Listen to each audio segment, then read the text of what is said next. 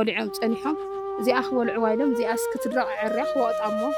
بزغورك جيرخ بزغارنا جيرناس حيرنا حواس نبلع عيا إنا زي تنورانا كاب زي أنورا من دعي أنا معليش سرون خزارة أنس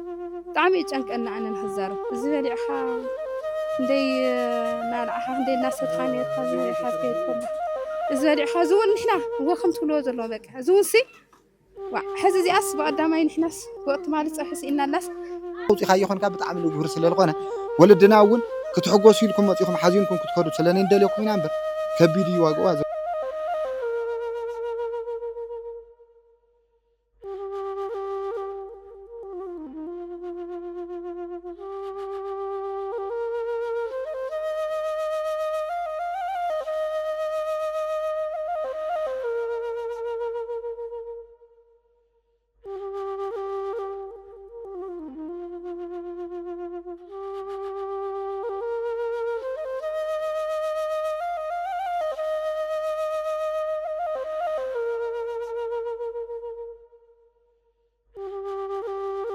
أبوهنا خشاف درسعها منم هزان انت خانكا منم قطين انت خانكا قالت خانكاس أبوها دا يرسعكاي እግዚአብሔር ግን يرسعنن أبوي ولا انت رسعني እግዚአብሔር ግን ተቀቢሉን ናብ ዙፋን ናብ መንበረ መንግስት ተምጽኡ ንዚ ዓብይ ህዝቢ እስራኤል ክመርሕ ፈቂዱልይ እንትብል እዚ መስጋና እዚ እዚ ቃል እዚ ተናገረው ማለት ነው أبوي ነይ እንገዲፈምኒ እግዚአብሔር ግን ተቀቢሉን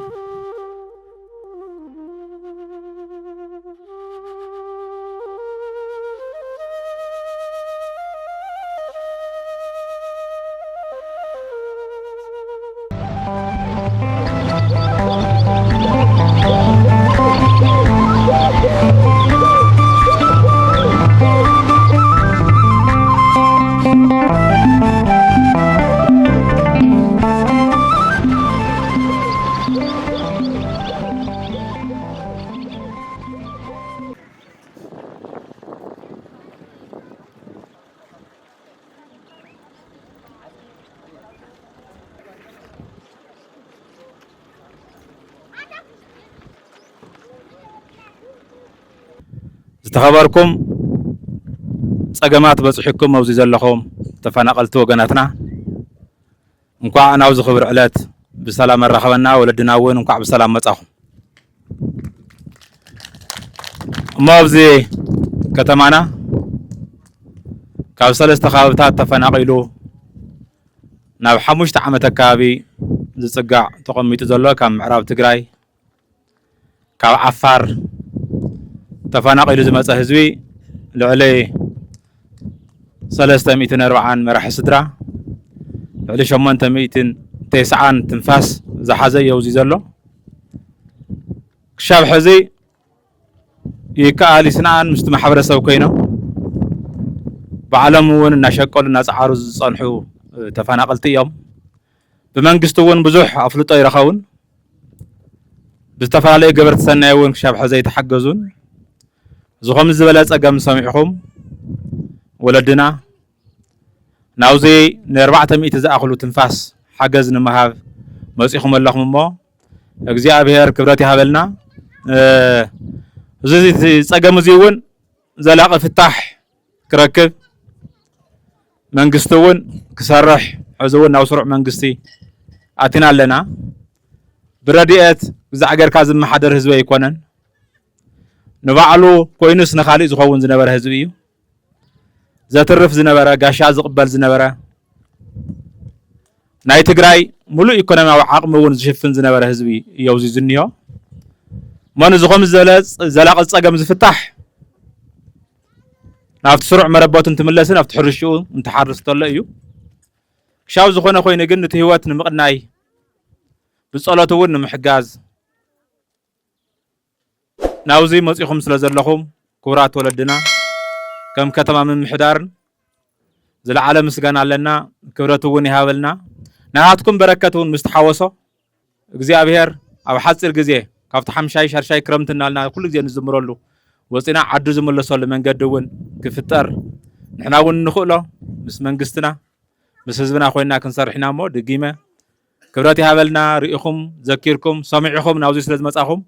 የቀኒልና ዝብል መልእኽቲ እየ ክሕልፍ እሞ ሕዚ እውን ክብረት ይሃበልና። በስመ አብ ወወልድ ወመንፈስ ቅዱስ አሐዱ አምላክ ልዑለ ባሕሪ ኩሉ ዘከኣሎ አምላኽና እግዚአብሔር ምስ ብዙሕ ፀገምና ምስ ብዙሕ ፀበባን ከበባናን ብህይወት አጽኒሑ ከምዚ ይራኺቡ ከመዓልኩም ከመሓደርኩም ክንባሃል ስለ ዘብቅዐና ስም አምላኽና ንዘለኣለሙ ዝተባረኸ ዝተቐደሰ ይኹን። ብፁዕ አቦና አቡነ አረጋዊ መንበረ ሰላማ ኦርቶዶክስ ተዋህዶ ቤተ ክርስቲያን ናይ ቅዱስ ሲኖዶስ ዋና ጸሓፊ አቦና እዮም። እቲ መንበረ ሰላማ ወኪሎም እዮም መፅኦም ዓዲ ወኪሎም ህዝቢ ወኪሎም አቦታቶም ወኪሎም እዮም መፅኦም። ክቡር ከንቲባ ክቡራን መተሓበርቲ አካላት ኣብዚ ንሻድሻይ ዓመት ብመከራ ብጥምየት ብቁርን ትነብሩ ዘለኹም ደቅና ህዝብና ደቂ እግዚአብሔር ብእግዚአብሔር ስም ድሓን ደው ዒላትኩም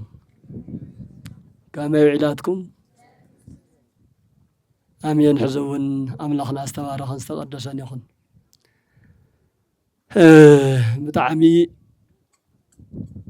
መሕዘኒ መሕፈሪ እውን እዩ። ከም ከማና ከም ኣቦታት እውን እስካብ ዝ5 ዓመት ዝኣክልስ ዘይረኣናኩም ኣብዚ ምህላውኩም እኳ ሰይንፈልጥን ብግልፂ ንምውጋዕ ተፈናቐል ያው ትፀገም እኳ መላእ ትግራይ ፀገም እንዲ ዘለዎ ኩሉ እዩ ኣይኮነን። ተፈናቐል ባዕሉ ሰራሕተኛ መንግስቲ ተይቀረየ ዶክተሩ ካልኡ እንተይቀረየ ካብ ደመወዝ ነፃ ኮይኑ ብጥምየት እናተሓለበ ንምልማን እውን ሓፊሩ ኣብ ብዙሕ ፀገም ከም ዘሎ ይፍለጥ እዩ። ብፍላይ ደሞ ንስኻትኩም ተመዛበልቲ ኣብዚ ኣፅቢ ወንበርታ ኣብዚ ከተማ እዚ ምህላውኩም እዛ ቅድሚ ሓደ ወርሒ ኣይንፈልጥን። ኣብዚ ወርሒ ከባቢ እዩ ብጥበብ ይብራህ ሚድያ ኣቢሉ ወድና ኣብ ረክሲስ ሚድያ ካሜራማን ዋና መምር የማነ እውን ከምዚ ዝበሉ እኮ ኣብ ኣፅቢ ኣለው ዝብል ሰሚዕና ዋ እሞ እንታይ ማለት እዩ ተነኢሱ ኣፅብስ ልደት እኳ ሰብዚ ውዒልና ነርና ልደት ን3 4 መዓልቲ ኣብዚ ቀኒና ነርና ተነኢሱ እኳ ሰለና ኢና ኣብዚ እውን ደቅኹም ቆላሕ በሉና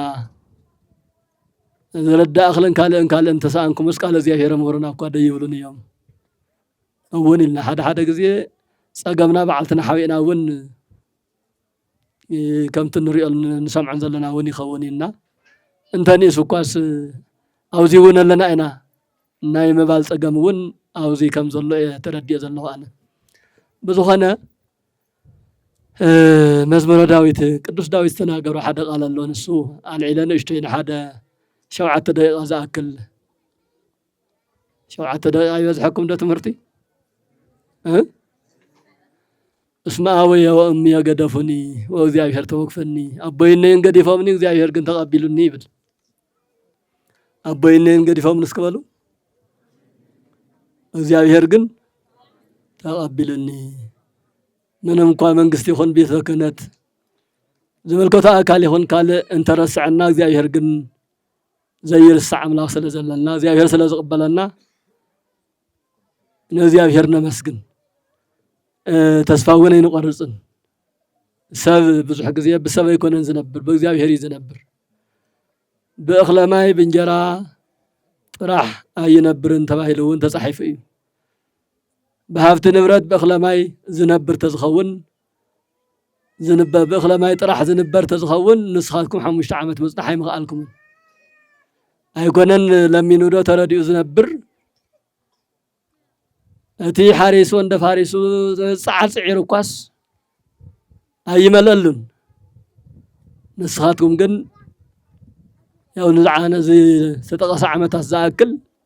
ناتي تبلو ونجر زي بالكم قدما ولا بزح بتميتهم بخال انت فالي نخون يخل وانا يكون كن قبسوا الترى تاريفكم بهوت مصنعكم بعلو እግዚአብሔር ስለዚህ ይረሳዕኩም እዩ ዘይረሳዕና አምላኽና አስተባረኸ አስተቀደሰን ይሁንና ልበ አምላክ ቅዱስ ዳዊት አበይነን ገዲፈምኒ እግዚአብሔር ግን ተቀቢሉኒ ኢልዋም መዝሙር 26 ዘቀመጦ ዓብይ ታሪክ ኣሎ ካብ ባዕሉ ህይወት እዩ ዝልዓል ካብ ናይ ባዕሉ ህይወት አበይነን ገዲፈምኒ ማለቱ ሓደ ውላድ ሓደ ህፃን بتفطرو سبعين سبيتن بتزفلت تراكبو مسفصمو بتهصان بتزاري تبعتاين انستاين اما حصند ايو زقمط زريو سمعو ነገር የለን سبعين سبيتن تزفلت ነገር እንድሕር ኢሎም بدحري ዘሎ ናይ 9 ወርሒ ህይወት እግዚአብሔር ጥራሕ ይፈልጦ ከመይ ህፃንስ መጀመሪያ ተዘሪዩስ ከመይ እዩ ዝበቁል ከመይ እዩ ዝዓቢ ከመይ ይትንፍስ እንታይ ይምገብ አይዕፈን እንዶ ብዙሕ ነገር ይሓስብ ሰብ ማህፀነደ ኣብ ፀቢብ ዓለም 9 ወርሒ መቕማጥ ማለት በደንብ እንተ ተስተውዒልናዮ ዝገርም ነገር እዩ ናይ እግዚአብሔር ስራሕ እዩ ስለዚህ ዳዊት ኣነ ኣብ ማህፀነደይ እንትቕመጥስ ኣቦይ ነደይን እንኳ ኣይፈልጡን እግዚአብሔር ግን ሰብ ከም ዝኸውን ይፈልጥ ነይሩ ኢሉ ሰብ ብሓደ ስለ ዝደቀሰ ተቃራኒ ጾታ ብሓደ ስለ ዝደቀሰ ጥራሕ ውላድ ይውለድን ሓቀይ ውላድ ዝውለድ እግዚአብሔር ሰብ ክኸውን ትፈቅድ እዩ ስለዚህ ተዝወለደ አካል እግዚአብሔር ጥራሕ ይዝፈልጦ እምበር ከም ዝወልዱ አካላት ኳ ሰይፈልጡን ስለዚህ አቦይነን ናይ ተፈጥሮ ስራሕ ሰሪሖም ገዲፎምኒ እግዚአብሔር ግን ኣብ ማህፀነደይ አንጽፉ ተቀቢሉኒ ይብል ናይ ዳዊት ናይ ጽንስ ከይዲ ኣብቲ ዝተቀስክልኩም መጽሐፍ ብፍላይ ኣብ አንድምታ ትርጓሚኡ መተርጉማን ቦታትና አብራሪهم በዘቀመጠው ታሪክ መሰረት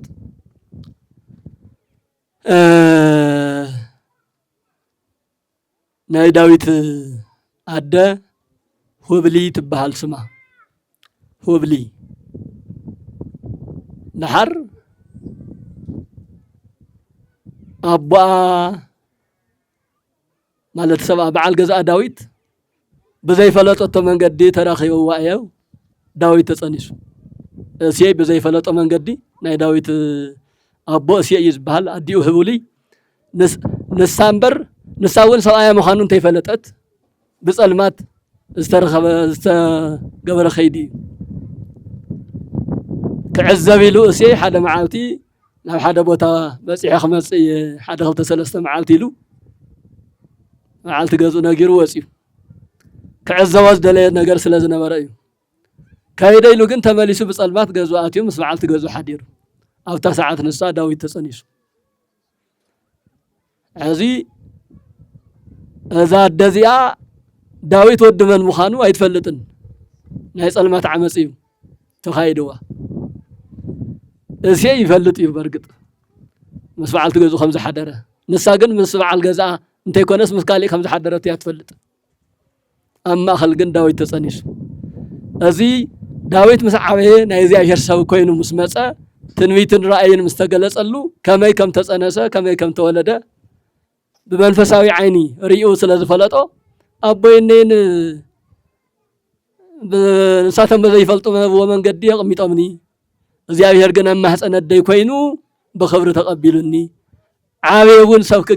ሰብ ክኸውን ኣኽኢሉኒ ኢሉ ሓደ እዚ እዩ ካልኣይ ዳዊት ምስ ተወለደ ንእሽተይ እንስሳ ምሕላው ምስ ጀመረ ሓላው ማጊዕ ኮይኑ ኣብ በረኻ እዩ ዝቕመጥ ነይሩ ሳሙኤል ዝተባህለ ነብይ ናብ ቤተ እሴይ ከይዱ ካብ ደቅኻ እግዚአብሔር ቅብአ ሜሮን ቀቢእኻ አንግሰለይ ኢሉኒ እዩ እሞ ዞም ደቅኻ ኩሎም ኣምፀለይ ኢልዎ ንመን እሴይ 7 ዝኾኑ ውላድ ኣለውዎ ነቶም 6 ኩሎም ኣምፂዎም ፍላይ መመልክዕኛኦም ፀፅብቆም እዚ መንግስቲ ክኸውን ይኽእል እዩ እዚ መራሒ ክኸውን ይኽእል እዩ እናበለ እዚኦም እዮም ደቀ ኢሉ 6 ኣቕሪቡ ዳዊት ግን ረሲዕዎ ሓላዊ ባጊዕ እዩ ንመንግስትነት ዶ ንገለ ኣይግመትን ፍቲ ሰዓት ንሱ በገዛ ኣቦ በገዛ ዲዩስ ደቅኻ ኣቕርብ ንኽብሪ ንንግስና ተሓርዮም ኣለዉ ብእግዚአብሔር እናተባሃለስ ንዳዊት ገዲፉ እንቶም ካልኦት ኣቕሪቡ እግዚአብሔር ግን ንዳዊት ከመይ ከም ዝሕልዎ ከመይ ከም ዝሓርዮ ናይ ባዕሉ መንገዲ ስለ ዝነበሮ እቲ ዝቕባእ ቅብአ ሜሮን ናይ ባዕሉ ከይዲ ኣለዎ ኣፍልሆ ዝበሃል ይፈልሕ እቲ ዝተፈቐደሉ ኣካል ትመፅእ ባዕሉ ቅብኣት ይፈልሕ ሕዚ እዞም 6 ደቂ እሴይ እንተመፁ እንኳን ክፈልሕ እቲ ቅብአ ሜሮን መኽደን እኳስ ክኽፈት ኣይከኣልን ነብዩ ሳሙኤል እንታይ ኢሉ ካልኦት የብልካ እንዶ እዚኣቶም ጥራሕ ድዮም ደቅኻ እወዚኦም እዮም እሞ እዚኦም ማ እግዚአብሔር ይፈቐደሎምን እግዚአብሔር ደሞ ካብ ደቂ እሴይ ካብ ገዛ እሴይ መንግስቲ ንመንግስትነት ዝበቅዕ ኣሎ ከይድካ መረፀለይ ከይድካ ቅበለይ ይብሉኒ እግዚአብሔር ይሕሱን ካልእ ዳ ኣርአ እምበር እዚኣቶም ነዚኦም ማ ይፈቐደሎምን ኣሆ ኢሉ ሽዑ እሴይ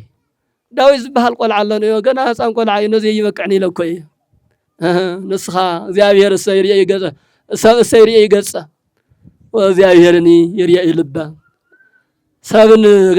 ሰብ ዘበለ ኩሉ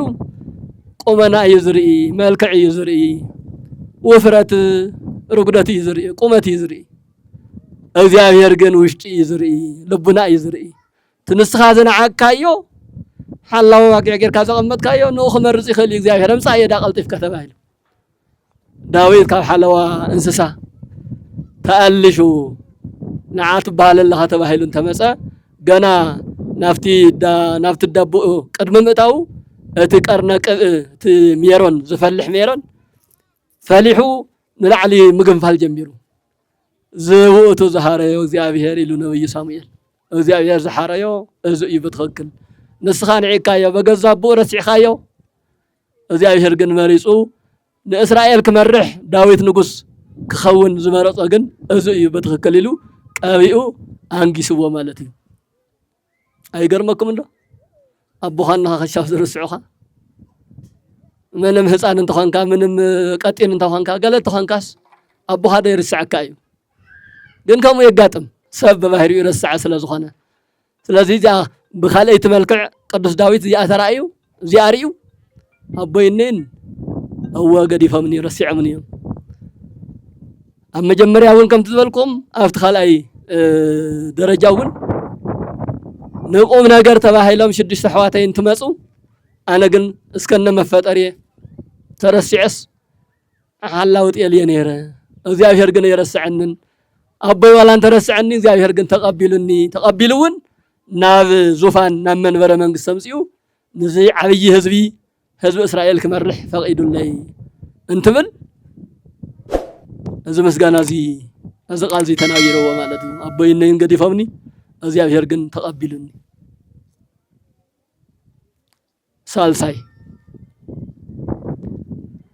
ሳልሳይ ካብ ዳዊት ህይወት ወፃኢ ዝኾነ ግን ዝገርም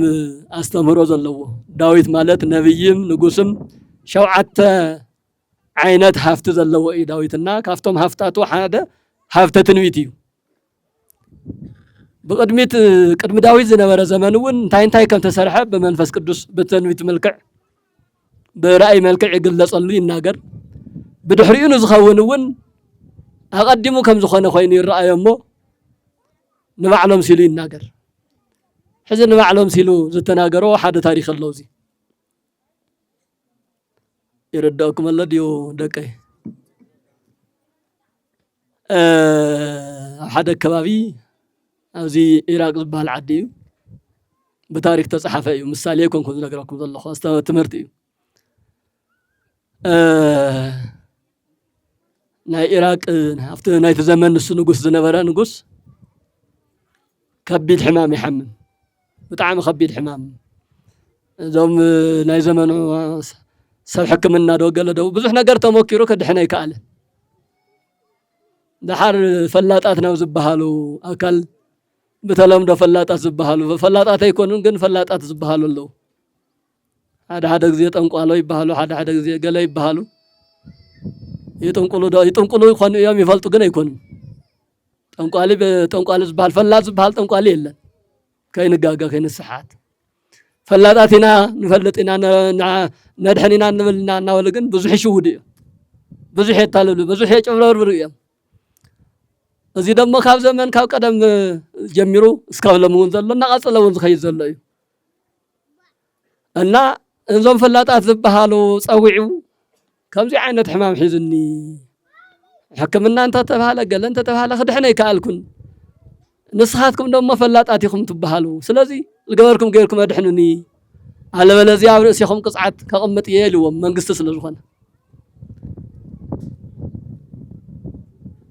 نحر زبلوا وزمكروا ومكيرون قصلا مصل دون تايدو مكيرا ما يتساق علم عين فلت انهم يبلون ببحريهم لونكم زي عينت سوات بقى زياس العلاقمنا يا يبلون نخلينا طرح يمزون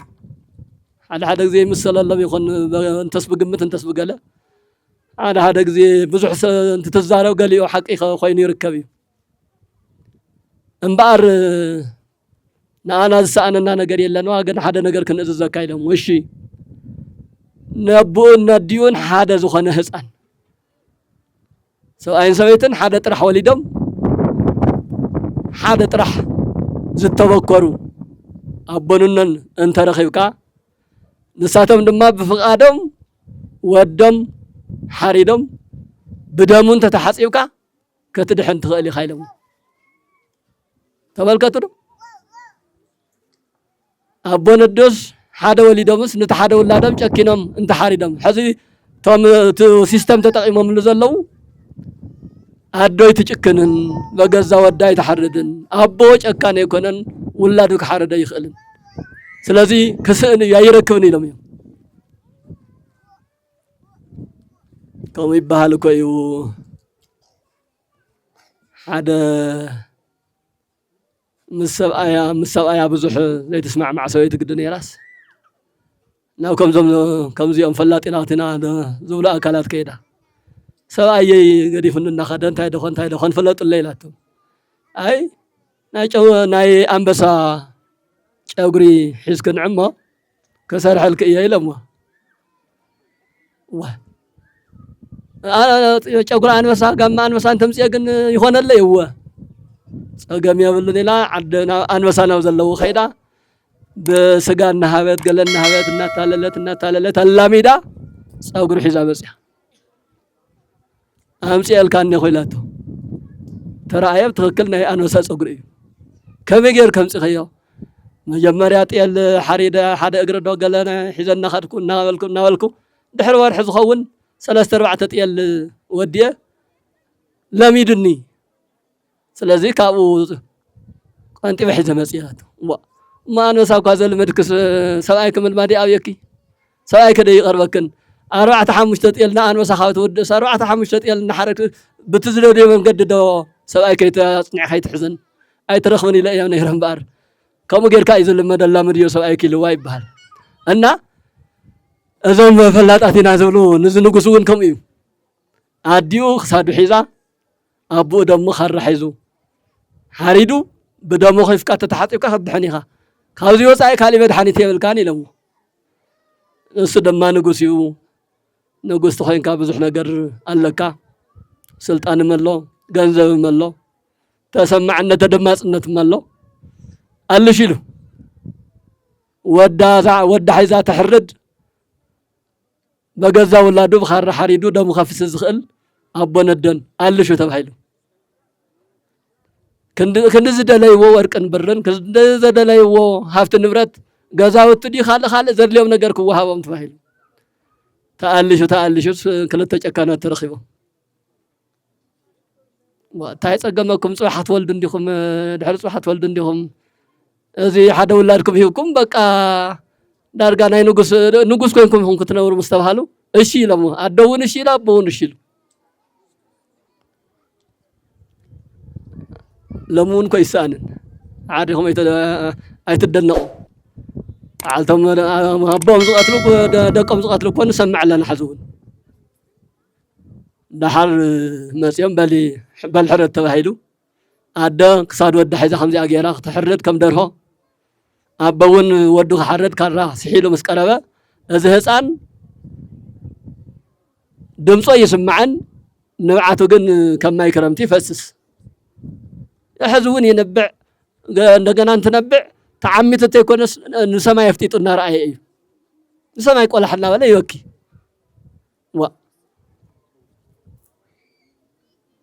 أتنقص ريو أبخاخي ونوعاته حزينه أنت هسأني له أبيت تخان كا توكل لها كحرة تفريدني من أبيد أخان سماي تري سماي سنتين هو أنا سماي ولا حلحت الله تطمت الله خاسي نتين هي سماي له هاي كم حقه كم سرعته كم لما دما مجمريا جزية نولادو زر كتره تخيل الدنيا عدة تشكينا أبون الدن تشكينا ودم ما بزعد زلوا منقستي بيزاك خوان زخل ككلا خل زخل فريدو كاد حل زخل حزقن أديون أبيون حلف حليفو منقستون تطويل قاعد حردني فريد كان لها سلازي أوزع عالم زي من 100 بالليل مالتي وأبوين نقدي فمني منقستون قدي فني قن كل زي قدف نخلاتنا زفترة فتاري أو سماي كم زلوا بزح زي أنت نقاري سمعية سلازي توزف ما يزلوا أملاكيو كان حنا نزخ قليلة ناوي زت مسدل خيل هاي قرب منه قنا تبع بيت زي لبا مستهسان نتبع بيت زي تبرها زي تجلسس نتهسان مدحانيته يا سماي مدحانيته يا فتاري يلو مسجلسات منقستي قريمه بقى قدفوه نايزي هسان دم مفسيس بسرخ دحن داي كدحنون أي فلتنوا سوي لا أنا ما تحشن نقدفوا ويلو ناس إلو لازم زي مستنا يداوي التاريخ زت تحازت تقرب يا أبوين قدي فمني زي يرجون ولا حيل مسلمنكو ونبيع مسلمنكو تقبلوني من يدحن ونزهسان تبان قستدي أبون النوديم أزي أبيهريو سلازي كوران دك أزي أبيهر حزو انتخنا سب كهب على جميع خلاتنا أنا معلنا سجمل لنا أنا معلنا سلفنا لنا كرسع نخلينا كنا طفئ نخلينا اسخاتكم من بتمساسا لا ترسعوا تخليهم زي رسعنا زي أبيهر كم زلقن نسأت تأكل كواس كن الطريقة يبلنا سلازي أمناتكم أفت سماوي أملاك يخون تمدراوي سجم تمدراوي شجر كحلفيو زي حلف نجار يلن يا حالف كوي خمس كوينكم زنيهم كرم حمشة شديد عمت كو خلينا يركب صحتكم تزنبر هافت نبرت عالم ببهري حلاف السلازخونات حليف الله كان هافت نبرت دستات راح يكون انز حلف سرقم وني حلفيو سدته وني حلفيو مكره وني حلفيو እግዚአብሔር አፍታዝ ወሰና መዓልቲ ተመልስኩም ክትሓርሱ ኢኹም ተመልስኩም ከተምርቱ ኢኹም ክትሓፍሱ ኢኹም ንባዕልኩም ከንኩምስ ከምቲ ቅድም ከንቲባ ዝብሎ ዝነበረ ንኻልኦት ሓገዝቲ ክትኮኑ ኢኹም ተሓገዝቲ ጥራሕ ኮይንኩም ክትነብሩ ኣይትኽእሉን እሞዚኣ ክትከውን እንተኮይና ግን እቲ ሰማያዊ ናፍቲ ሰማያዊ ኣምላክ እንተጠሚጥኩም ተስፋኹም ኣብ እግዚአብሔር ተገይርኩም ተስፋኻ እግዚአብሔር ጌርካ ንስኻ ክትገብሮ ትኽእል እውን ግን እናገበርካ نحنا خنقول نخل ببعق منا مرد داديو ببعق منا مصلاي ديو ببعق منا مكببار ديو ببعق منا نسرحو نجر بمسرح نايتي نجر كله أتقل بيلك دوم እግዚአብሔር زقبل أملاك زري أملاك زادحنا أملاك زمرح أملاك دمصو وغناتو زسمع أملاك سلازلنا دمصهم عينهم أملخاختاتكم كله ناو ግለሰብን ናብ መንግስትን ናብ ገለንተ ይኮነስ ናብ እግዚአብሔር ክትገብሩ እዩቲ ዓብይ ሓፈሻው መልእክተይ እና ናይ መጀመርያ ናይ ሎማዓንቲ ነዚ ህዝቢ ሓገዝ ክኸውን ኢሎም ድምፅና ምስ ሰማዕናዮም ዘሎ ሽግር مسدواولنا قلطيفهم حزب متحابيرهم زحجزونا مغابي ايلاف قسيس ኤፍሬም ይባሃሉ አሜሪካ ኒውዮርክ እዮም ዞም ሳይትሪዎም ዘለኹም ቀሲስ ኃይለ ሓወቦም እዮም ቶም ሓወቦ አሜሪካ ነው ወድ ሓወም ደሞ እዚኣ ነው በአካል ባዕልኻ ውን ከይድካ ትዘው ኩነታት ተረዳእ ተባሂሎም እዮም ሙሳና መጽኦም ዘለው እና ዞም ወላድ እዚኦም ካብ ባዕሎምን ካብ ደቆም አበነብስ በአበነብስነት ካብ ዝመርሕዎም ደቆም ተሓባቢሮም 432 ቅርሺ ሊኢኾምልና ኣለዉ እቶም ሓገዝትና ውን አማርኛ ቋንቋ ዝሰምዑ ስለዝኾኑ ኢትዮጵያውያን በአማርኛ ቋንቋ ጽሒፎምልና ኣለዉ ታተጻሓፈት ንሳ በዕላ ከንበልኩም እየ በስመ አብ ወወልድ ወመንፈስ ቅዱስ አሐዱ አምላክ ግንቦት 12 2018 ይብል ተላኸሉ ጊዜ ማለት እዩ በትግራይ በጦርነቱ ለተፈናቀሉት ወገኖች የሚሰጥ የተሰባሰበ የእርዳታ ገንዘብ ሲሆን ይኸውም በደብሩ አስተባባሪነት ከኒውዮርክ ደብረ ብርሃን ቅድስት ሥላሴ ቤተ ክርስቲያን ምእመናን የተሰባሰበ ገንዘብ የምእመናኑ ስም ዝርዝር ደግሞ መጀመሪያ ቁጥር 1 ቀሲስ ኤፍሬም ማለት መጋቢ አይላፍ ቀሲስ ኤፍሬም ተሟና መተሐባበሪ ናይቲ ደብረውን ሐለቃ እዮም ሁለተኛ ተወልደ መድህን ሶስተኛ ዲያቆን ዘካርያስ ወደም ይዚድማ እሶም ቀሽዮም ናይቲ ቤተክርስቲያን መገልገልዮም ወደም ወነምሂሮም ዲያቆን መስአመሎም ሱሁን ዘዓቅሙ አስተዋጽኦ ገይረሎ ማለት እዩ ወይዘሮ ኑሃሚን ብልያን ወይዘሮ ቦጋለች ወይዘሮ ቅድስ ወይዘሪት አስካት ወይዘሮ እስካት ወይዘሮ ምስግና አቶ አምደ ብርሃን ወይዘሮ ኤልሳ አቶ ኤፍሬም ወይዘሮ ረዲየት ወይዘሮ ፀሐይ ወይዘሮ አጸደ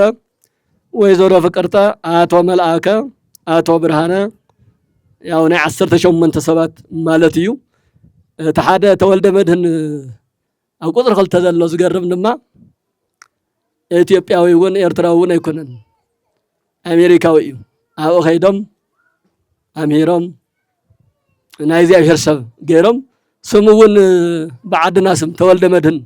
ተባሂሉ ክጽዋዕ ዝገበሩ ታሪካዊ አቦ እዮምና እነሱ ነው እዚህ ተሳትፈው እንዲህ ዘዓቅሙ ስለዚህ ይኸውም ከላይ በስም የተዘረዘሩት ምእመናን በራሳቸው ተነሳሽነትና ፈቃደኝነት ክርስቲያናዊ እምነታቸው አስገድደዋቸው ይህንን በጎ ስራ አከናውነዋልና በዚሁ ተፈናቅለው የሚገኙ አረጋውያን አባቶች ወንድሞች እህቶች በጸሎት እንዲያስቡን እያልን ለወገኖቻችን ኃይልና ብርታት እንዲሰጥልን ወደ ቤት ንብረታቸው እንዲመልስልን የሁላችን ጸሎትና ምኞት ነው ወስብሐት ለእግዚአብሔር ይዝብን አወ በዚሁ ቋንቋ ትግርኛ ለማይሰሙ ያንስ በአማርኛ እንመርቃቸው እግዚአብሔር ይስጥልን እግዚአብሔር ይባርካቸው እግዚአብሔር ይቀድሳቸው በእውነት ኢትዮጵያውያንም ሆናችሁ ከየትም ክፍለ ዓለም ሆናችሁ ለዚህ ለተቸገረ እንደ በመከራ ለተበተነ ህዝብ የራሳችሁን ያቅማችሁን አሰባስባችሁ 401,435 ብር የላካችሁት ገንዘብ በዚህው መልኩ ከሁመራ ከምዕራብ ትግራይ ተፈናቅለው አጽቢ ከተማ ውስጥ ለሚገኙ የምዕራብ ትግራይ ተፈናቃዮች በዚህ መልኩ አድርሰናልና እግዚአብሔር ይስጥልን ትብብራችሁ እንዲቀጥል አዎ ለ5 ዓመት ተረስቶ የነበረ ህዝብ ነው በትምህርታችን ቅድም እንደገለጽነው ለመጀመሪያ ጊዜ እናንተ ነው ያስተዋወሳችሁት እና እግዚአብሔር ይስጥልን እግዚአብሔር ይባርክልን በፍላይ መጋቢ አይላፍ ቀሲስ ኤፍሬም ለምጥራህ አይኮነን ዝሕግዙ አው ዝሐለፈ ነኽሱም 100,000 ዝኣክል ኢኹም ንዝተወሰኑ ወገናት ን10 ዝኣክሉ ሓጊዝና ኣለና ቅድሚኡ እውን 300 ገለን ሽሕ ኢኹም በተመሳሳሊ በኽሱም አካባቢ አከፋፊልና ኣለና ለሙ ደሞ አተሓባቢሮምን ባዕሎምን 401,000 ኢኹም ኣለና ኣለውሞ ንኹሎም እግዚአብሔር ያበልና እግዚአብሔር ይቀንየልና እሺ በተወሳኺ ትመጽ ዘሎ እኽሊ ናብ 800 ገለን ዝወደእ ይምስግዛዕ ምዝዑ በዝኾነ ግን ننشتي جنزب زعقمم اللي يخمون نافتي 400 توساخ خينو ممال إزخنا نسون كجلة سلازلو بفلاي سعود عرب زنبرا محمر مريم بمريم سم بحبرة أواسيان زلاخو أصد مريم يتبهال نايزن محمر زين مسبا سويت 56 شحن شمنتن ميتن 8 شمنتن لإخنا الله محمر قدس مريم زياهر عدمن تعنان كبرون موقسني عدل كان لكم مرق لناهم كم أون بتمساسا لمحبر مريم يحزون كاو ليبانوس الكبابي 45 شح لإخنا الله أنساتنون يا بزي ملقعو بزي حلو بفلاي انت تتقاسى زي حلف دما ليك أتوقهان تكستا زبهال أو ليس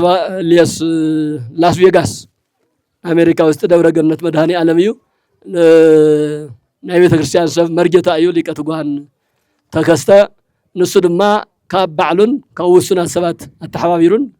ዳርጋ 180 ዝኣክል ናይ ባዕሉ እዩ 120,000 ሰብ ግን ሰብ ሓጊዙን ኢሉ ኣሎ 200,000 ልኢ ከሎ ንሱ ድማ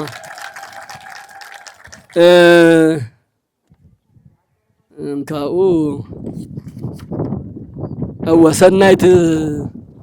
أتبهال سنايت بكرة تبهال إرتراويت ولادنا يا زياد ما بزح جزيات لخلنا بزح جزيات لخ بزح ياترد كافتم بزح زردتم بزح حلفة أو كالي بوتا لعدلنا يو 110 شحن اللي خانيرا حزد دم متوسخي 110 شحن اللي خلا فلاي ولاديتا ويزولو سماحة قصيت دلن مرقت دحن وبسم كرسنا خطأصا ولا تجورجيس يتبهل ببور حقاس قوامي تحجزهم سبات اللو ببورحي نخلت السبات بسرعة منوري أبن كاليوم كإلات جنزبنا وانا لا أخذ نحنا لا أتمنى وصحنا أنا زهر سنات يوم زم حجزنا كلهم زياهيري باركم زياهيري قدسهم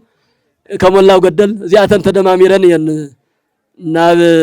800 شح زصقع 700 شحن 40 قلن الكبابي እዩ ብፁዕ ኣቦና ኣቡነ ናትናኤል ክቡር ከንቲባ ከምኡውን ኣብዚ ዘለኹም ካብ ዞባ ምዕራብን ካብ ዞን ክልተ ካብ ዓፋር ተፈናቐልኩም ደቅና ንሎሚ ንመጀመርያ ግዜ ኣነ ቅድሚ 2 መዓልቲ እዮም ብፁዕ ኣቦና ኣብ ኣፅቢ ከምዚ ዝተሸገሩ ተመዛቢሎም ዝረአዮም ዘይብሎም ስካብ ሕዚ ዝኩሉ ካብ መንበረ ሰላማ እኳ ክንሕግዝ ከለና ዘይሰማዕና እዩ ብምሕጋዝ ጥራሕ ዘይኮነስ ብምስማዕ ደረጃ እውን ዘይበፅሕና ከምቲ ዝበልዎ ብጣዕሚ ኢና ሓዚና ምክንያቱ ክንድድላይ እኳ እያሃሊ 4-5 ዓመት እንተኾነ ላውዝ ቦታ እዚ ልዕሊ 4-5 ግዜ መፂና ኢና ግን ኣይሰማዕና ቅድሚ 2 መዓልቲ ነፅቢ ክንኸዲና ኢሎምን ዋ እንታይ ኣለይለዮም ኣይ ከምዚኣ ደቀይ ሓጊዞም ኣለዉ ደገ ዘሎ ሓገዝተይ እሞ ሓቢርና ኣብፅሕና ክንመፅእ ኢሎምን ኣነ ደንጊፀ እየ እንታይ ዓይነት ተመዛባሊ እዩ ዘለዉ እስካብ ሕዚ ኸ ዘይሰማዕና ዝብል ብጣዕሚ ዝሕዝን እዩ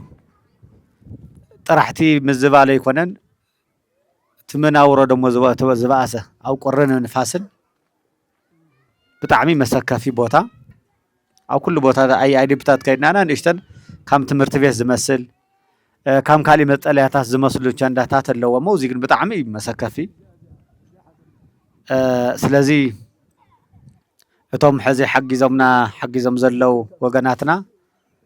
ናይ ሎሚ ናይ መጀመርያ ሓገዝቲ እንተይኮነስ ብብፁዕ ኣቦና ናይ ዞባ ምዕራብ ሃገረ ስብከት ሊቀ ጳጳስ ስለ ዝኾኑ ኣቦኹም እዮም ናይቲ ሃገረ ስብከት ኣቦ ናይቲ ምእመን ኣቦ ስለ ዝኾኑ እዮም ናብ መላእ ትግራይ ካብ ዝሽዮም ጀሚሮም ካብቲ ጫፍ እስካብ ጫፍ እናተዘዋወሩ ቢያንስ ውሒዱ ተታሂሉ ልዕሊ 5-6 ግዜ ንገሊኡ ደሞ ልዕሊኡ እውን ነቶም ፀገሞም ከም ዝበሃል ካብ ንሕንፃፅ ካብቶም ሸራሮታት ዘለዎ ዓዲ መሓሚዳይ ኣብ ሽረ ሰለኽለኻ ኣብ ኣክሱም ኣብ ዓድዋ ኣብ ዓብዪ ዓዲ ኣብ መቐለ ኣብ ዓዲግራት ኣብ ካሊኣት ዘለው ቦታታት እውን ቢያንስ ትዝነኣሰ 4 ግዜ ወፂሕዎ ክኾን እዩ ትዝነኣሰ ንዓኻትም ደሞ ትምምጽሖ ኣይኮነን ምስምዑ እውን ኣይነበረን እዩ ስለዚ እቶም ሓገዝቲ ሕዚ ንዚ ምኽንያት ኮይና ንዓኻትም ክንርኢ ምኽንያት ኮይኖም ዘለው ንብጾቦና ናይ ኩሉ ግዜ ሓገዝቲ እዮም ክንቀሳቐሱ ከለዉ ከም ሊቀ ጳጳስ ናይቲ ዞባ ኣቦ እዮም እሞ ንሓገዝ ጥራሕቲ ኣይኮነስ ከጽንዓንዑ ከምህሩ ህዝቦም ተስፋ ከይቆርጽ ናብ ዘይኮነ ከይኣቲ እግሩ ናብ ዝመርሖ ከይኸይድ እስካብታ ግዜ እግዚኣብሔር ዝፈቀደሉ ግዜ እናጽናዕንዑ ምስ ተስፉ ምስ ሞራሉ ምስ እምነቱ ጸኒሑ ቀጻሊ እግዚኣብሔር ብዝፈቀደ ሰዓት ደግሞ ህዝቦም እቲ ናመሃርዎን ናተንከባኸብዎን ዝጸንሑ ህዝቢ ናብ መረበቱ ክምለስ ከሎ ድማ ካብ ሙሴ ኮይኖም መሪሖም ሒዞም ክኸዱ ትሕዝ ዝገብርዎ ዘሎ እንቅስቃሴ ነቲ ቀጻላይ ዘሎ ጉዕዞ እዩ ስለዚ እዚ ህዝቢ እዚ ኣብ መከራን ኣብ ስቃይ ከም ዘሎ ብእውነት ካብቲ ኩነታት ምርኣይ ይከኣል እዩ ትቆርቆሮ መርአይዎ ትጨረት እንታይ ይመስል ገና ናብቲ ውሽጢ ኣተናን ክንኣቲ ኢና ኣብ ደገ ዘለኹም ሓገዝትና ሕዚቶም ዝተነገሩ ስማቶም ኩሉ ሻዕ ሓጋዚ እንደም ትደገ ዘሎ ዲያስፖራ ህዝብና ዘይርብርብ ንኩሉ ግዜ ካብቲ ኩና ካብቲ መከራው ዝገጠመና ጀሚሩ እስካብ ዝሕዚ ኣብ ደርቂ ይኹን ኣብ ኩሉ እናተሳተፈ ንህዝብና ዝሕግዝ ዘሎ እዩ ከምቲ ቅድም ከንቲባና ዝበሎ ዞባ ምዕራብ ትግራይ ትዝነኣሰ ዘይብሉ ዝበሃል ሸቂሉ ልውዓል ክኢሉ ልኽኣሊ ዝሕግዝ ሰብ እዩ ካልኦት ኢንቨስተራት እንኳ እንተኾኑ ፀገም ዘይብሉ ቦታ ሰሪሑ ዝነብረሉ ዝንቀሳቐሰሉ ናይ ነፃነት ቦታ ናይ ነፃነት ዓዲ እዩ ዝነፃነት እዚ ተሳኢኑ ሕዚ ፈቃዱ ናብ ዘግለ እግር ናብ ዝመርሖ ሕብረተሰብ ቤተሰብ ናብ ዘለዎ ይመጽኡ ተጸጊዑ ግን ቤተሰብ ሕዚ ዘሎ ድማ ናይቲ ኩነታት ናይ ሃገርና ጉዳይ በቲ ኩነታት ተፈጠረ ንባዕሉ መናውሩ ጸጊምዎ ካብ ዓቕሙ ብላዕሊ ኮይኑ ዘሎ እዩ ምንም ሓገዝ ዘይረክብ ዘሎ ህዝቢ ትግራይ ነቲ ዘሎ ተሸኪሙ እንኳን ክሽከም ካሊ ንባዕሉ እውን ክሽከም ተሸኪሙ ተጻዋዊሩ ክኸድ ዘይኽእል ግዜ በፂሕና ኢና ዘለና እንተኾነ ግን ኣብ ደገ ዘለኹም ደቅና ኣብ ውሽጢ ዓዲ ዘለኹም ሰብ ሃፍቲ ብፍላይ ናይ ዘከባቢ ተወለድትን ተጋሩን ካልኦትኩምን ኣብዚ ዘሎ ተመዛባላይ ብሱሩ ዝኾነ ነገር እውን ተገይሩስ ካብ ዝምለሱ ሓገዝ ክሕገዙ እርዳታ ክወሃቡ እቲ ሰብ ሕብረተሰብ እውን ሕዝቢ ተጸቡብ ጸቦና እውን ናትናኤል ጀሚሮሞ ዘለዉ ኣብ ደገ ዘለኹም ድማ በጃኻቶም ምዝራብ እስካብ ዝኣብየና ነገራት መሰከፍ እዮም ዘለዉ ሕብረተሰብና ገና እንከይሞተ ብጥሜት ብሕማም መድሓኒት ብምስኣን ገዛ ብመንበሪ ብዘይምንበር ቁሪ ተከባቢ ብፍላይ ደግሞ ከቢድ እዩ ብጣዕሚ ከቢድ እዩ ቀትሪ ንፋስ ለይቲ ቁሪ እሞ ምንም ዘይብሉ ቅያር ክዳን ዘይብሉ ታዘላት ተኳስ ኩሽፉ ኳስ ብጣዕሚ ከቢድ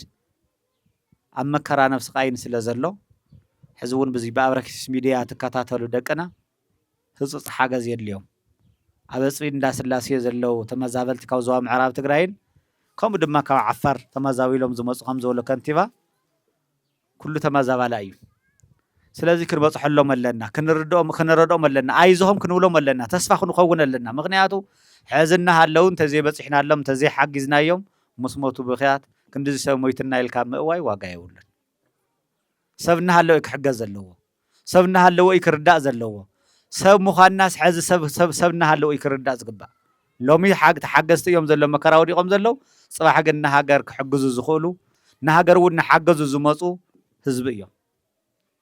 ስለዚ እዚ ሓገዝ እዚ ንስኻትም እውን ከምቲ ዝግባእ ብኣይዲፒ ናይቶም ኣይዲፒ ናይ ዞባ ምዕራብ ጠርነፍቲ ኣለው እዮም ብኡ ተመዝጊብኩም እቲ ዝግበአኩም ነገር ብዘይምሕታትኩም ናትካትኩም ስንፍና እውን እዩ ምክንያቱ ብኩሉ ኣይዲፒታት ጠርነፍቲ ኣለዎም እዮም ከም ዞባ እውን ዞባ ምዕራብ ብምምሕዳር እውን ናይ ባዕሉ ኣለዎ ወይ ብናይ ቤተ ክህነት እውን ናይ ባዕሉ ጥርናፍ ኣለዎ እዩ ናብዚ ጥርናፈ እዚ ክትኣትዉ እዩ ዝግበአኩም ምክንያቱ ኣብ ጫፍ ዓዲ ከም ዘለኹም ርግጥ እዩ ንትራንስፖርት ዲ ንኩሉ ኣመቺ ከም ዘይኮነ ይፍለጥ እዩ እንተኾነ ግን ተውዚ ዘሎ ምምሕዳር በይኑ ሓጊዝ ዝኽእለ ነገር ድማ ኣይኮነን ስለዚ ከም ዞባ ምዕራብ ዘለኹም ናይ ኣይዲፒታት መተሓባበርቲ እውን እዚ ኣይዲፒ ዘውዚ ዘሎ ፀገም ዘሎ ኣብ ሽግር ከም ዘሎ ንዝምልከቶም ኣካላት ክንገር ሓገዝ ክረኽቡ ከም ኩሉ ድማ ተበፃሒ ኩሉ ሰብ ድማ ክሪኦም ግባእ እዩ ጠል ክብል ከለኹ ኣይዞኹም እግዚኣብሔር ምሳኻትም እዩ መከራ ሓላፋ እዩ ስቃይ እውን ሓላፋ እዩ ጥሜት እውን ሓላፋ እዩ ዘይሓልፍ ነገር የለን እቲ መከራን ስቃይን ዝነበረ ናይ 2013 መከራን ሓሊፍናዮ ኢና ሕዚ ናብ ብርሃን ዘለዎ ግዜ ኢና ክንበፅሕ እንደለና ንሽተን እውን ክንሻግረ ኢና መከራ ኩሉ ክሓልፍ እዩ ደርጓዕጉዕ ክሓልፍ እዩ ኩሉ ነገር ክሓልፍ እዩ ግን ብሃይማኖትኩም ጽንዑ ተስፋ ከይትቆርጹ ምክንያቱ ባዕልኩም ተሓጋገዙ እቲ ዘለዎ ንዘይብሉ እቲ ዘይብሉ ደግሞ ብጉልበቱ ነቶም ዘይብሎም ወለዶም ዘይብሎም ወለደን ዘይብለን ወይ ደግሞ ጠዋሪ ዘይብሎም ብሕማም ዘለው ሰባት ክዳኖም ሕፀውሎም ሓግዝዎም እዚ ኢሉ ባዕሉ እርዳታ እዩ እዛ ግዜ እዚኣ መተዓዛዘቢት እያ እዛ ግዜ እዚኣ ክነሓልፋ ኢና ኣብዚኣ ተተሓጋጊዝና ንፅባሕ ንዝነበረና ዓለም ፅባሕ ብንነብሮ ግዜ እዚኣ ሓያል መስታወሻ መዘከርታ እያ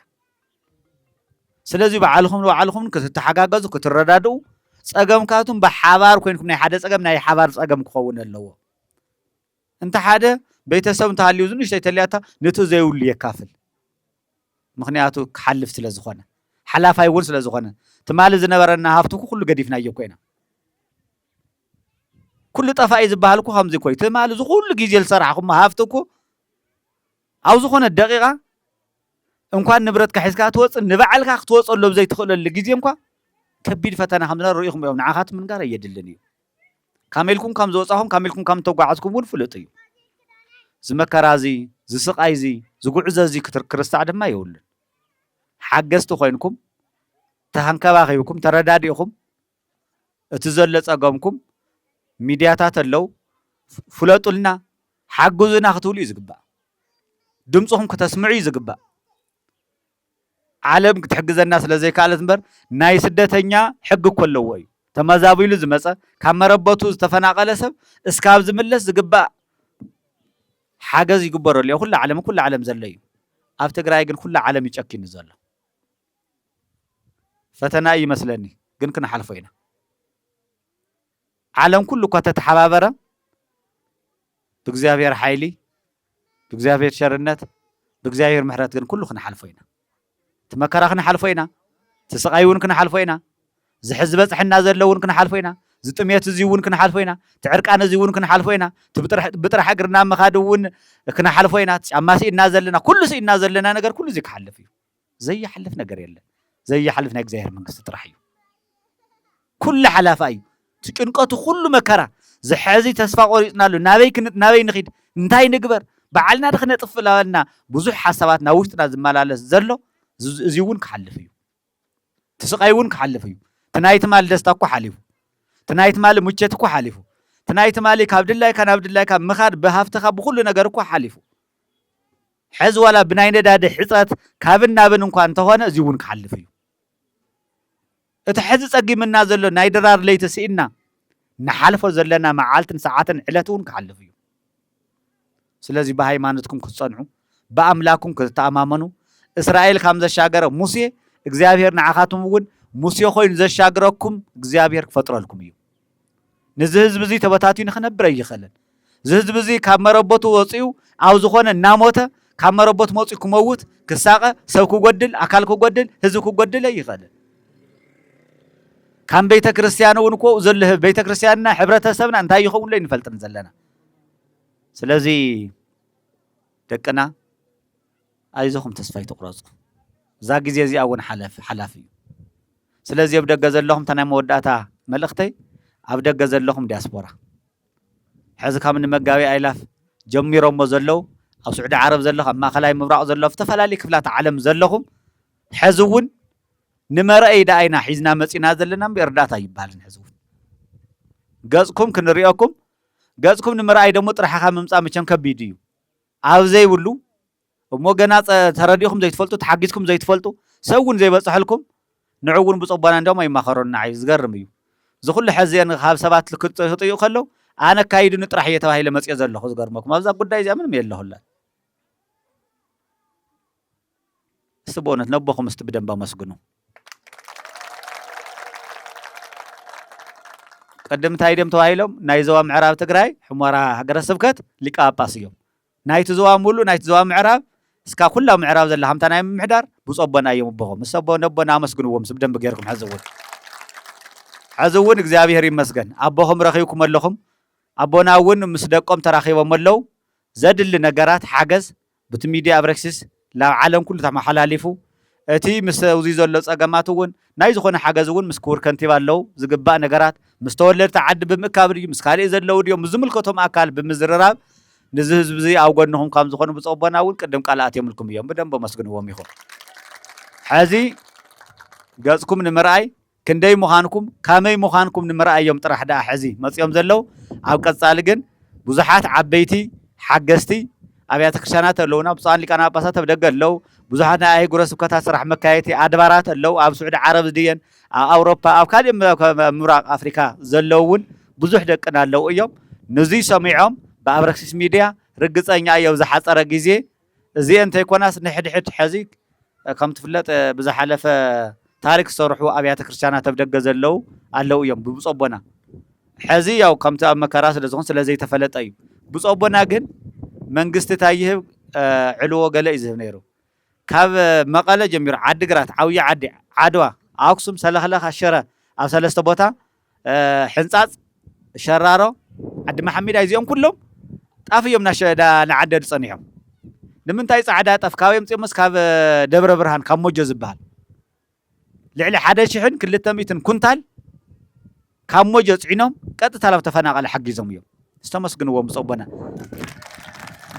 نمنتايو افترد لكم نمنتاي خالي اذا بركت من تقبل خالي ولا 5 كيلو خالي 25 طافسي ولا 5 كيلو دخالي ديتويلنا يتلكلهم كل الناس اي تهزبي تسفايو طافس تسفايو تخالي ولا يناس مدحني زلوا حكمنا زلوا مدحن صقمه بزحنا حضور حمام زلوا بغاهي بالتفلالي دمو حمام زحضر له خالي كبلع زيخ نقرسا زلوا والله طافت خوينا ግን ولا بقጫ ገይረድዩ بقعات ገይረድዩ ብልኾነ ነገር ግን ሓጋዚትያ ነተን ዘጥዋውን ولا ንእሽተይ ትሕግዘንያ ብዝብል በእውነት ፍሉይ ዝኾነ ሓሳብ ወምጽኦም ንሕብረተሰቦም ዘሐጎሰ ነቱ ተፈዛባላይ ካብቱ ኩሉ እርዳታ ዝኩሉ ግዜ ንወነበርና ንብጾቦና ካብቱ ዝተሰርሐ ዓውይ ምስጋና ዝተመስገነሉ ግዜ ሓሊፎም መስግኑልና ይኹም ስለዚ ሕዚ እውን ኣብ ደገ ዘለኹም እዚኣ ትሰምዑ ዘለኹም ብዚ ድምፂ እዚ ሕዚ እውን ሓገዝኩም ኣብ ኣጽብ እንዳስላሴ ዘሎ ተመዛበላይ ካብ ዞባ ምዕራብን ብዙ ደሞ ካብ ጎረቤት ዓዲ ዓፋር ዝመጹ ወገናትና መናውሮም ገይሮም ዝነበሩ ብትሰንኪ ሕዚ ተፈጢሩ ዘሎ ኩነታት ተመዛቢሎም ኣውዝ የለው ምክንያቱ ከላበይ ክኸዱ ምክንያቱ ህዝብና ዝተሰደደ ዓድና ክትቅበል ግድን እዩ ስለዚ ካብ ዞባ ካብ መምሕዳር ከተማ እንዳ ኣጽብ እንዳስላሴ እውን ተሓገዝኩም ክፍለየውሉን ሰብ ሃፍተለው ብዙሓት ንፈልጦም ሰባት ኣለው ብምትሕባር التهزبي بتشمس كاب زخدو ناتكاتم شخم يوم زلو كافت حبرتسب كاب ناي تسكار مفلاي بيت كريستيان ناون اب تسكارن اب كريستنان اب مرعن زوعل زل اخلماي زي يطقمنا حدا غيزه تبلعخا زطف لتمزابلتنا گن ناي سومن قلو كخون سلازخل اب كامزي عينت زلو مرعاكم يخون لدتكم يخون تسكاركم يخون مستمزابالك توعلو بزي ኣብ ቅድሚ ክቡር ከንቲባ እየዛረብ ዘለኹ እዚ ድማ ነቲ ኣድባራት ተመሓላሊፍሎም እቶም ከተማ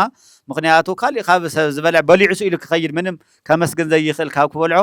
ኣብዚ ዘሎ ጽጉም ህዝብና ኣብዚ ዘመዛቢል ዘሎ ህዝብና ሙዚኦም ውዒልካ ሓጒስካ ንቐጻሊ እውን እንደም ተስፋ እዩ ህዝቡም ኣብ ጎኑ ከም ዝኾነ መርኣያ እሞ ከምዚ ትሰርሑ ሰባት ድግስ ትገብሩ ሰባት